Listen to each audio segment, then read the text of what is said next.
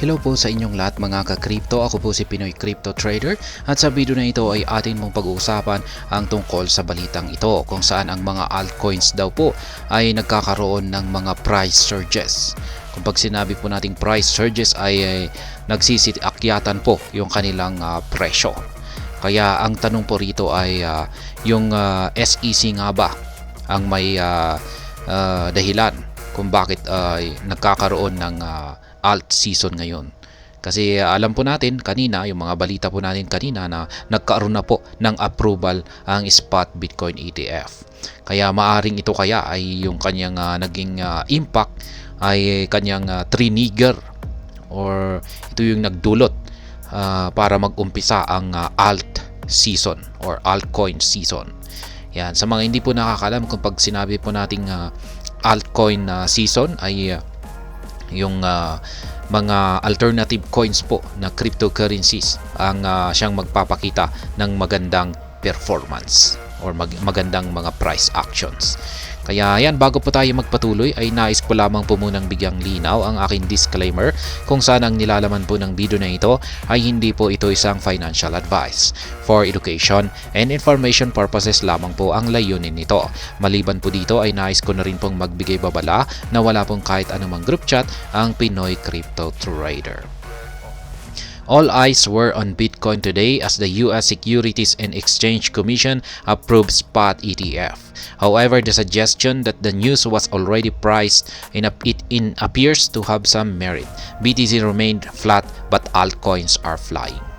Kaya yan, lahat po ng mga mata ngayon, yan, lalong dito po sa mundo ng cryptocurrencies, ay nakatutok po ngayon dito kay Bitcoin sapagkat ayan na po yung kaabang-abang, yung inaabangan po ng lahat na approval ng spot Bitcoin ETF. Naganap na po yan sa araw na ito. Kaya ayan, ngunit mukhang wala pang gaanong impact ito sa market price ni Bitcoin. Ayan, ayon dito ay nananatiling flat daw po yung kanyang price. Ngunit yung pagdating naman sa mga altcoins ay mukhang nagsisilip, ang mga ito ay nagsisilipadan na. Ayan, lumilipad na ang mga presyo ng mga ilang mga altcoins. Ibig pong sabihin ay umaakyat po sila. Kaya mukhang parang yung naging impact ng spot Bitcoin ETF na ito ay parang alt season. Ayan, on January 10, the SEC finally approved a raft of spot Bitcoin ETF from range of fund managers including BlackRock and Fidelity. Kaya yun yung balita natin kanina ay 11 po yung inapprove ng spot Bitcoin ETF in-approve ng US SEC na spot Bitcoin ETF. Yan, 11. Alt season ignited. However, Bitcoin prices only made a minor move to $47,600 before retreating back. It has gained only 1.3% over the past 24 hours. Kaya yan. Yung parang naging impact ay isa lamang daw pong minor move or maliit na galaw. Umangat daw po lamang po ito sa presyong $47,600 tapos nag-retreat ito, bumalik. Kaya yan, in fact, BTC prices climbed higher when the SEC social media account was hacked with fake ETF news on the previous day. Kaya yan, nitong nakalipas na araw ay nahack po kasi yung social media, yung X account, yan dating Twitter po yung pangalan, ay nahack po yung kanilang X account, yung X account ng US SEC.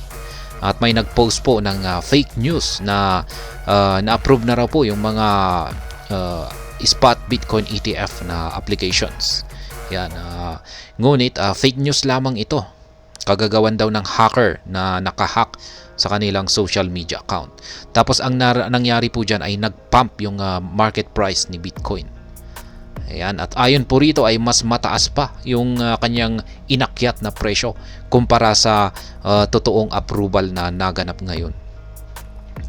Ayan, many analysts had suggested that Bitcoin prices will already factored in and it may well be a sell the news event. This appears to be the case. Ayan, mukhang ito po daw yung tinatawag nilang sell the news event.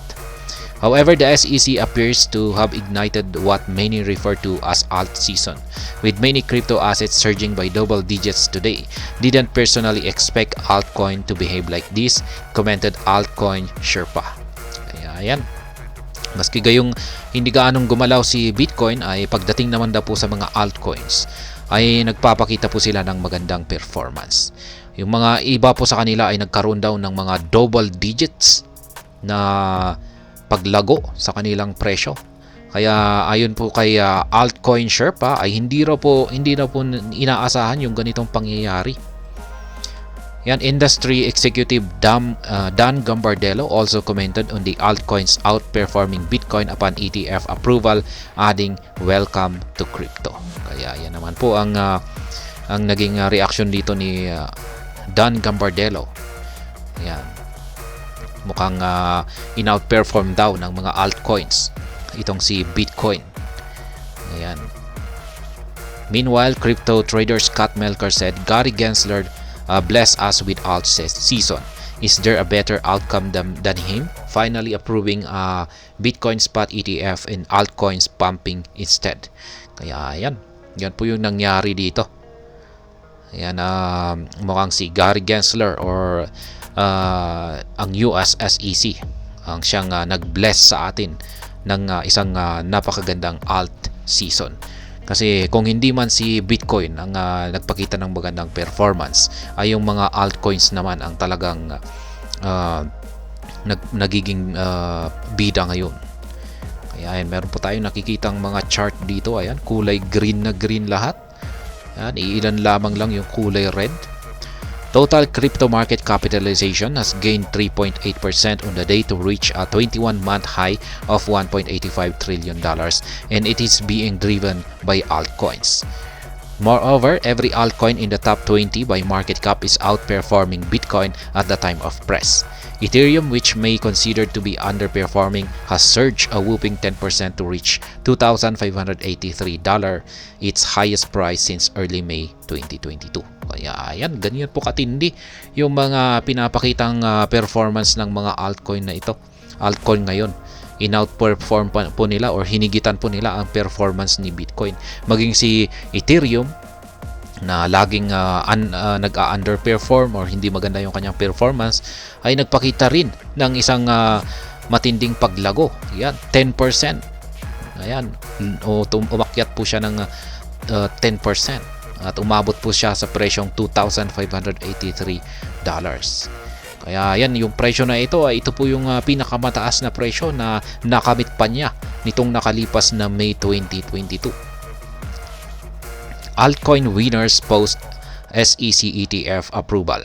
Other altcoins surging at the time include Cardano, which has made 12% on the day to reach 0.573. Avalanche has gained a similar amount, climbing to $38.63, while Polkadot surged 14.6% to reach $8.16 at the time of press. Chainlink is up by 9.6% to trade at $14.91, and Polygon or Matic pumped 12% to reach 0.906.